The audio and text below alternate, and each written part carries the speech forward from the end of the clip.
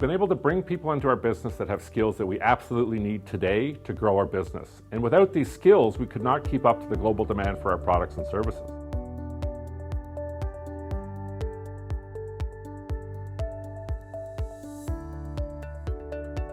Je pense qu'au niveau de l'innovation, c'est quelque chose qui est très présent, du sens où quand tu as des gens qui proviennent de différents milieux, qui ont vécu différentes choses dans différents pays, ailleurs, ils peuvent avoir un outlook différent.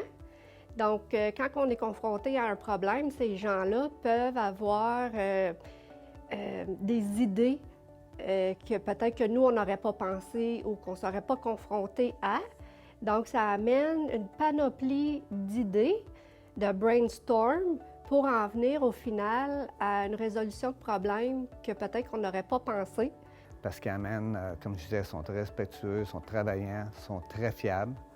En fait de management, ils ne nous absorbent pas beaucoup de temps. Ils sont très ouverts. Ils s'acclimatent très, très bien avec l'équipe. Avec la communauté. Il va nous apporter surtout une ouverture d'esprit, une joie de travailler. Ils sont très heureux d'être ici au Canada, très respectueux.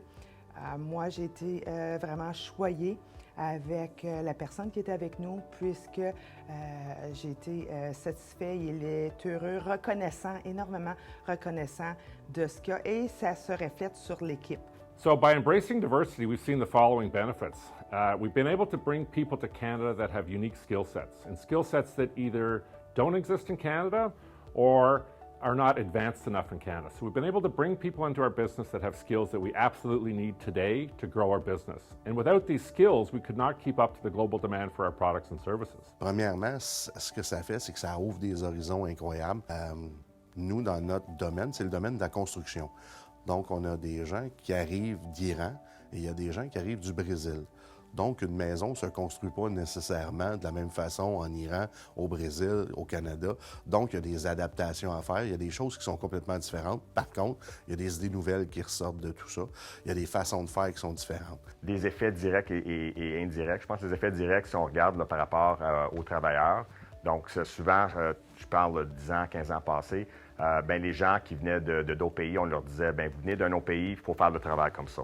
Puis je pense que les choses ont beaucoup changé où, essentiellement, les gens viennent. Oui, il y a un travail qui est fait d'une certaine façon, mais les gens vont venir, vont questionner la façon, pourquoi que le champ de pratique pour une RPN est X, Y et Z. Parce que chez moi, ça inclut A, B, C aussi. Puis vraiment, dans une pénurie de main-d'œuvre, ça nous permet de vraiment re-questionner, pourquoi qu'on a fait ça pendant 15 ans de temps? Pourquoi qu'on ne peut pas répandre là, le champ de pratique? C'est des gens qui viennent travailler toujours de bonne humeur. Ils apportent un bel esprit d'équipe. C'est le fun d'avoir une diversité, justement, pour ça. Ça fait des bons échanges entre employés. Des fois, ils amènent des petits repas qu'ils préparent, des petits desserts, des gâteries pour les employés ou même pour nous autres, le management. Fait qu'on apprend différentes cultures. C'est un bel échange entre les employés. Avec des gens issus de milieux similaires, souvent ce qui va ressortir ou la façon qu'on va attaquer un problème va se ressembler. Tandis que quand on a des gens qui ont vécu autre chose ou qui ont un autre bagage qui ressemble plus ou moins au nôtre, ça peut amener des points de vue différents et en bout de ligne, ça peut apporter une solution au problème qui est beaucoup plus adapté. Un bonjour à chaque matin et un merci beaucoup.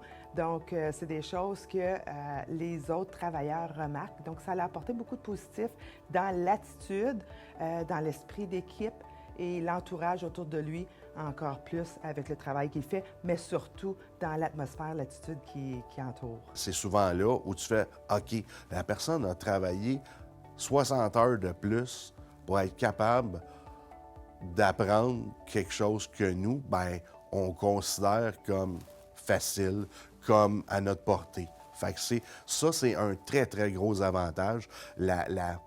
Puis encore là, je veux pas dire qu'on est, nous, paresseux, sauf qu'on devient peut-être un peu plus amorphe quand c'est plus facile pour nous autres, quand c'est acquis pour nous autres. Ces gens-là, il n'y a rien d'acquis. Sans vraiment remarquer, on commence à avoir des thèmes en termes de la cafétéria. Fait que la cafétéria, à place de juste avoir le thème de grilled cheese, on a la journée thème, que ce soit thaï, que ce soit de différents types de nourriture qui sont un lien avec les gens qu'on voit venir travailler chez nous, qui encore exposent de façon indirecte à une nouvelle culture, une nouvelle façon de faire les choses. So it's a lot more fun and interesting to work with people that have diverse stories, different experiences, different backgrounds, different understandings, and dress better, for example. So I've noticed in our plant, people are actually starting to dress better because we've had a few people that have joined us from other parts of the world that don't necessarily come to work in jeans and a hoodie. So I've actually seen people in our workplace dress a lot better.